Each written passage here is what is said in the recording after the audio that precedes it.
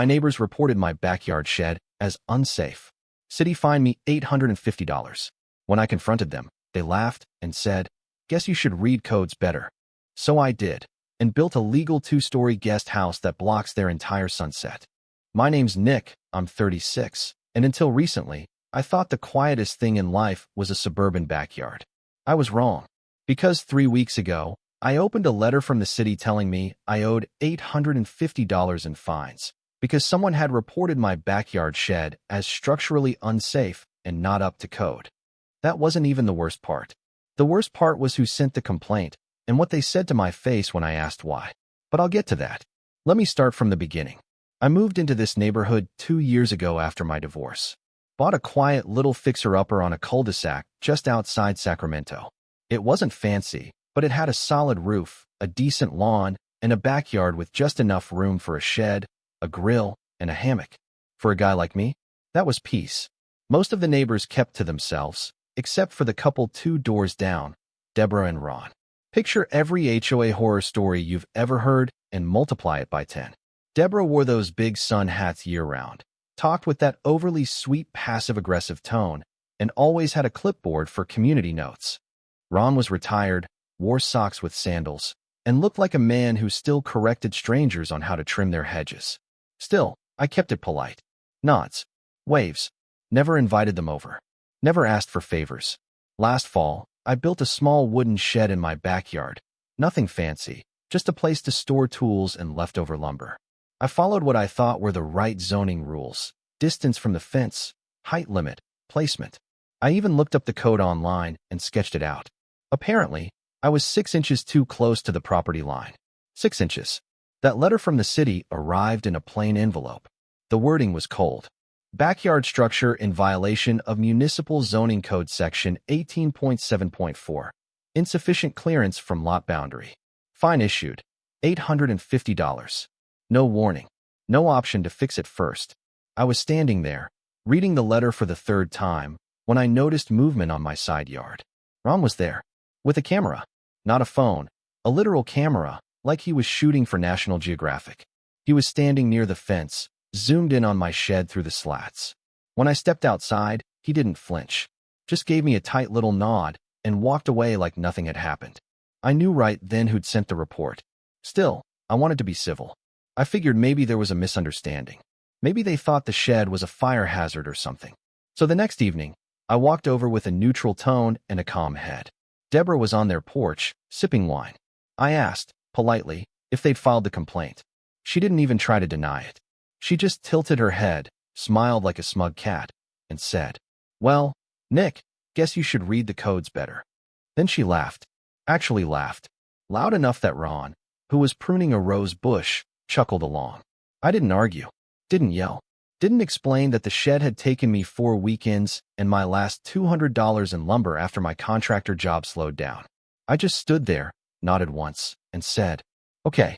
That night, I didn't sleep much. I kept thinking about that laugh. That line, "Read the codes better." The way she said it like it was a private joke I wasn't smart enough to get. So, I did start reading. Not just the codes. I read the entire municipal building ordinance from top to bottom. Every section. Every loophole, every note. I stayed up late with PDFs, highlighters, tabs open across my screen. If there was one thing I could do as a former contractor, it was understand how buildings got approved. And then, I saw something. A clause in the zoning map that covered our block. A clause I'd skimmed past before. It mentioned auxiliary dwelling units and their height restrictions, or rather, their lack of restrictions if they met certain solar offset criteria. In plain English, I couldn't build a 10 by 10 shed 6 inches too close to the fence. But I could build a 2-story guest house, legally, if it followed the right setbacks and didn't require utilities to be connected directly. The best part? If I positioned it just right, that new guest house would completely block the view from Deborah and Ron's sunset wine porch. And I knew from the block gossip that that porch wasn't just decoration. It was their pride. Every evening, wine at 7 o'clock, lights dimmed, camera out, captions posted. Another perfect end to the day. Well, not anymore. By morning, I had a plan. I reached out to a friend from my old contractor days. Told him I needed a blueprint for a 2-story ADU, accessory dwelling unit. He asked what I was planning to do with it. I told him, just want to follow the codes better. I spent the next week pretending everything was normal. Morning coffee, front yard chores, casual waves to Deborah like nothing had happened. Meanwhile, inside, I was deep in city planning PDFs, architectural guidelines, setback diagrams, and solar plane exposure charts. Here's what I learned. According to Section 19.8.3b of our zoning code, I was allowed to build an auxiliary dwelling unit up to 2 stories high, provided I left a 5-foot setback from the rear and side fences, didn't exceed 800 square feet of interior space, and didn't obstruct essential solar access to the main dwelling on adjacent lots. Keyword, main dwelling. Their patio wasn't protected. Their view wasn't protected. Only their house was. So I did what any man with a fine and a grudge would do. I filed for a permit. My buddy Luis, a structural engineer I worked with on a few projects back in my contractor days, agreed to help. I told him I wanted something modern, efficient, legal, but impressive. A clean studio-style guest house with an upstairs loft and a big window facing west. He paused when I said facing west. Isn't that the same direction your neighbor's patio is in? I just smiled. Exactly. He nodded once and said, I'll make it beautiful. I submitted the plans the following Tuesday. Deborah saw me measuring the yard with a contractor and asked from over the fence, more sheds. I looked up and said, nope, just improving the property. She rolled her eyes and muttered something about the decline of the neighborhood. Fast forward 10 days. My permit was approved. Turns out when you play by the rules and have your documents airtight, there's not much the city can do to stop you. The inspector even complimented my submission. Rare to see it done this clean. I almost told him why. The day construction started was the day the silence in our neighborhood officially died. I hired a licensed team. No shortcuts. No sketchy crews. All above board. But legal doesn't mean quiet. The guest house required concrete footings, which meant drilling. Lots of it. For 3 mornings straight, the entire block heard the sounds of progress. Jackhammers, saws, trucks unloading beams. On day 2, Deborah came over with a reusable coffee cup and that trademark passive-aggressive smile. Hi, Nick. Just wondering, what exactly are you building? It's a little loud. I turned down my music and told her, oh, it's an accessory dwelling unit. Just making the most of the space. She blinked. Like a garage? No. Think more guest house. Her eyes narrowed. That's awfully big for a guest house, isn't it? I shrugged. Well, I read the codes better this time. I went inside before she could answer. The next 2 weeks were beautiful chaos. The walls went up quickly. A-frame construction. Exterior finished with sleek gray siding. Every day it got taller. On the 11th day, we installed the upstairs panoramic window. Luis had angled it just right, so that when you stood at the edge of the loft, you had a perfect, unobstructed view of the western horizon. A view that now lived on my property. Deborah and Ron. They watched from their porch in stiff silence. I heard them whispering one night. Ron said something about talking to the HOA. Deborah was flipping through a binder that looked suspiciously like her clipboard of neighborhood notes. She never waved again after that. 2 days later, I got a knock on my door. Not from them, from a city inspector. Apparently, someone had filed a complaint about unlicensed rental activity. The inspector asked if I was planning to use the structure for Airbnb or long-term leases. I told him the truth. I wasn't sure yet. But the complaint? Total reach. I hadn't even finished construction yet. The inspector laughed and said, typical neighbor warfare. You'd be surprised how many of these we get. Then he added, you're doing everything right. They won't get far. Deborah saw him leave. She looked hopeful until he waved at me and said, keep up the great work. Her face dropped. By the time we painted the exterior, I noticed something different about the neighborhood. People were stopping by, in a good way. One guy walking his dog asked if I'd be renting it. Another jogger said it looked like something from a design magazine. Even the guy across the street, who'd never spoken to me before, shouted, hey, that's a sharp-looking addition. Meanwhile, Deborah's patio was now in full shadow from 5:30 p.m. onward. She'd spent 3 years bragging about her sunset porch. Posted photos every night on social media with captions like, nature's therapy, and this is why we pay the extra taxes. Now, nothing but shade. One evening, I was hauling lumber into the loft when I saw her. Standing on a stool on her porch with her phone out, trying to angle above the guest house to catch a sliver of the sunset. She didn't get it. That view was gone, and it wasn't coming back. The last nail went in on a Thursday afternoon. Sunlight bounced off the new upstairs window, scattering gold across my freshly sealed balcony floor. I stood up there with a cold bottle of water, leaned on the rail, and looked out across the west-facing hills. From my angle, I could see the sun melting into the tree line. And just to my right, Deborah's patio, or what was left of it. That night would mark the first time in over 3 years that she didn't post a single photo captioned Sunset Bliss. By week 6, the interior was finished. Smooth hardwood floor upstairs, polished concrete below. I had a plumber run lines to a compact bathroom, a tankless water heater, and a kitchenette. The goal wasn't just revenge anymore. It was value. Long term. I was standing on a ladder, screwing in a light fixture, when I saw Ron walk over from next door. Now, Ron never came over without Deborah. That was my first red flag. He looked sheepish, almost friendly. Hey, Nick. Got a second? I stepped off the ladder and wiped my hands on my jeans. Yeah. He scratched the back of his neck. I wanted to ask, are you planning to rent this place out? I nodded slowly. That's the idea. He paused. Short term or long term? Haven't decided. He gave a weak smile. It's just, we've gotten used to the quiet around here. And Deb's been feeling a little boxed in. You know how much she loved that sunset. I let that hang for a second. Then I said, yeah, I know exactly how much she loved it. He looked like he wanted to say more, but didn't. He just nodded and walked away. That same evening, it happened. The moment I'd been waiting for. I was locking up when I heard footsteps crunch across my gravel driveway. I turned and saw Deborah, arms crossed, standing just far enough into my yard to claim deniability if I called it trespassing. She didn't say hello. She just glared up at the second story and said, "So this is your little revenge plan?" I raised an eyebrow. Revenge? She scoffed. You knew what you were doing when you built that thing. You wanted to block our view. I didn't answer. Just waited. Her voice rose. You're petty. You know that. Most people would have just moved the shed. But you spent thousands of dollars just to ruin our porch. I could feel the heat behind her words. Not anger.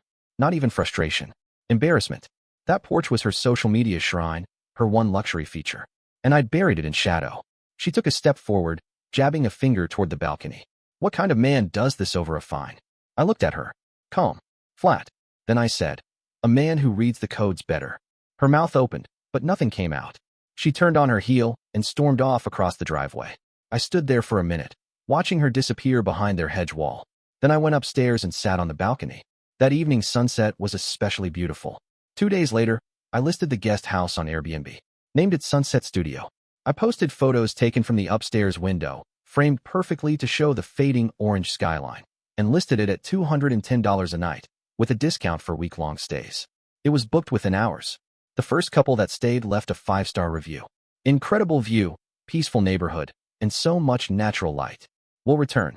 I forwarded it to Luis, who texted back, worth every nail. Things shifted fast after that. Deborah filed another complaint, this time claiming I was using the guest house for unlicensed business activity. The city sent out an inspector again. This guy was younger, more sarcastic. He looked around the place, checked the records, and said, well, everything checks out. If anything, we might want to use this as a model for what's possible under the code. He left me with a smile and a stack of paperwork for long-term rental licensing, just in case I wanted more options. Meanwhile, word was getting around the neighborhood. A retired couple 2 blocks over knocked on my door one morning and asked if they could tour the guest house. We're thinking of building something similar, they said. Did you hire a designer? When I said I did it myself, the husband gave a low whistle. Smart. You kept everything just inside the rules. I nodded. Exactly where I wanted to be. By the 3rd weekend of bookings, I'd already covered more than half the construction costs. And Deborah? She stopped going outside altogether. The patio lights stayed off. The cushions were stacked. Her wine glasses didn't clink. Her social posts dried up. One of the younger neighbors told me he'd overheard her on the phone with her sister, saying, it's like living in a box now. I didn't feel bad. I felt focused. Because this wasn't just about a view. It was about someone trying to weaponize the rules against me. And learning, too late, that I played by them better. It took one phone call to confirm everything I'd suspected.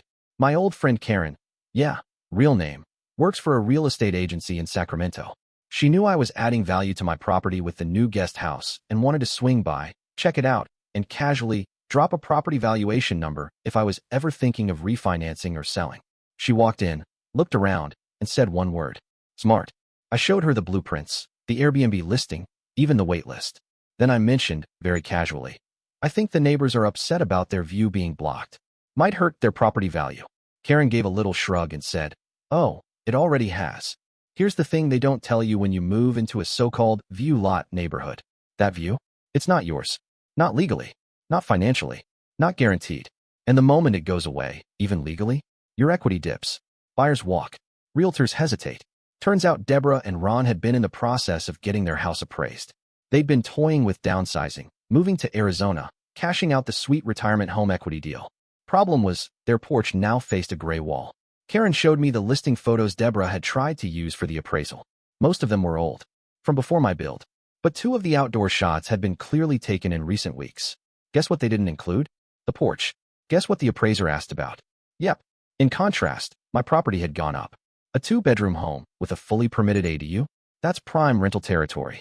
Karen ran some numbers and told me I'd boosted my home's equity by close to $90,000 just by building legally and keeping every receipt. With the Airbnb bookings coming in solid, 2 months fully booked, plus a few longer stay requests, I was looking at a monthly income stream I never planned on. I wasn't just breaking even anymore. I was winning. And the neighbors? They were watching it happen in real time. The next escalation came from the HOA. Now, this part was actually funny. Deborah had apparently filed a complaint with the HOA board citing unauthorized commercial activity on my property and excessive foot traffic. I got the formal notice in the mail. 1 page. Bolded words like investigation and hearing. So I went. Brought my paperwork. 3 copies of my permit.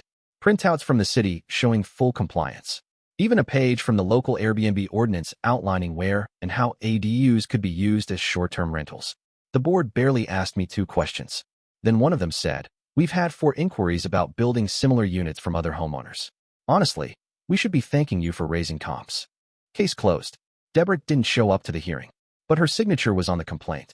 A week later, Ron came over again. I was cleaning out the lower level of the guest house between bookings when I heard a knock. This time, he didn't look sheepish. He looked desperate. "Nick, look, I'm just going to ask this outright. Would you ever consider selling the guest house?" I blinked. "Selling it?" "Yeah," he said fast. "Just the structure. Or maybe leasing it back to us, so we could use it as a separate unit. You know, have our daughter stay there when she visits instead of losing the patio entirely." I didn't laugh. I didn't smirk. I just said, "It's not for sale." He nodded slowly. Then he said, "Deb's having a hard time. She misses the light." That part actually got to me a little. Because it wasn't about the money for her. It wasn't even about the house. It was about control. Power. That petty suburban pride that comes with always being the one people listen to at HOA meetings. The one with the nicest yard. The prettiest porch. I'd taken that. Without yelling. Without swearing. Without ever raising my voice. Just with legal paperwork and a level. After Ron left, I went online and adjusted my pricing. $235 a night. Still booked. I added new photos, including one taken at golden hour from the upper deck. The sun slicing right between 2 oak trees, casting fire across the sky. Caption: unmatched sunset views. Exclusive to this property. A few days later, I overheard Deborah arguing on the phone from her backyard. I wasn't eavesdropping. It's just that her voice carries. She was saying something about not getting what we deserve, and he built it just to spite us. Then she started listing all the things they'd done for the neighborhood over the years, sponsored block parties, planted communal garden beds, printed flyers for the HOA garage sale. And yet, nobody had her back this time. Because I hadn't broken any rules. Because for once, she couldn't twist the system to her advantage. If you've ever watched someone who's used to winning realize they've finally lost, it's not loud. It's not even dramatic. It's quiet. Controlled. A shift in their eyes when they realize the game isn't in their hands anymore. Deborah was slipping into that stage. But before she went silent, she tried one last play. It started with a letter. Not legal. Not even typed. Just a handwritten note, folded neatly and taped to my front door one morning. "Dear Nick, we know things got off on the wrong foot. We'd like to make peace and find a solution that works for both of us. If you'd consider selling or leasing the guest house, just the structure, we'd be happy to discuss a generous offer. Please don't take this as hostile. We're just trying to preserve what's left of the environment we all once enjoyed." Deborah and Ron. I stood on my porch for a full minute after reading it. No apology. No admission of wrongdoing. No mention of the $850 fine, the camera over the fence, or the sneering line about reading the codes better. Just, "Let us buy our sunset back." I didn't respond. 2 days later, I came home from work and noticed something strange. A white sedan parked across the street. Different plates. A woman sitting inside, looking at my house, then glancing down at a clipboard. It happened again the next day. Different car, different person. I didn't need to guess. I knew the signs. Deborah was shopping for inspectors. The official city notice came a week later. Notice of zoning violation, unpermitted commercial activity. My stomach dropped for a second until I saw the postmark. It was dated 2 days before the city had re-inspected me during the HOA complaint and cleared me, meaning the complaint was filed twice, in hopes it would stick. This wasn't about rules anymore. It was a tantrum, a Hail Mary swing. So I made a call. I'd been sitting on a few optional filings since my last city visit. Permits that weren't required, but could give me long-term rental licensing, parking variances, and even an independent address listing for the guest house. Most people wouldn't bother with those. But I wasn't most people. And if Deborah wanted to push, I was ready to lean in. Within 10 days, I had the approvals in hand. Not only was my guest house now listed as eligible for separate utility metering, but the city official who signed the paperwork also noted, this structure meets all standards for detached legal ADU status under Ordinance 22.3. In simple terms, it could be a separate dwelling, fully independent, fully legal, fully protected, and no matter what Deborah filed or how many times she tried to spin it, I now had the ability to turn it into a permanent rental property, not just a guest house, an investment. The next Saturday morning, Ron came over again. This time he didn't even knock. He just hovered on the sidewalk until I noticed him. I saw the mail come through, he said quietly. The new permits. I nodded. Yeah. He hesitated, then said something I didn't expect. Deb's taking it pretty hard. She's not sleeping much. Keeps saying she wishes we never filed that complaint. For a second, I thought he might actually apologize. But instead, he asked, are you really not willing to sell it? I looked him in the eye and told him the truth. Ron, I built it legally. I use it responsibly. It adds value to my property. It pays for itself, and it gives me options. The same codes you used to fine me for a 6-inch mistake? Those are the ones that make this legal and permanent. He nodded slowly, hands in his jacket pockets. Yeah, I figured. Then he said the quiet part out loud. She misses the sun. That's all. I replied. Should have left the shed alone. Later that day, I added one more feature to the guest house listing. A time-lapse video of the sunset from the upper balcony. The title? Built for the view. Stayed for the peace.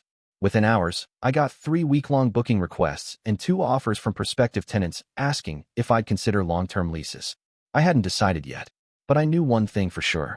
Deborah couldn't see the sun anymore, and I hadn't broken a single rule. You know how some stories end with a bang? Mine didn't. It ended with a for sale sign and an open house flyer that didn't mention the view. It took another 6 months. During that time, my guest house stayed booked solid. I rotated between short-term stays and longer rentals. One guy even stayed for 3 months while finishing a screenplay. Said he'd never seen better lighting for writing. Deborah and Ron. They went quiet. No more HOA notes. No more complaints. No more porch wine nights, either. That part was over. I did see them walking their dog once or twice, but they didn't look up. Ron nodded once across the yard. Deborah didn't even glance.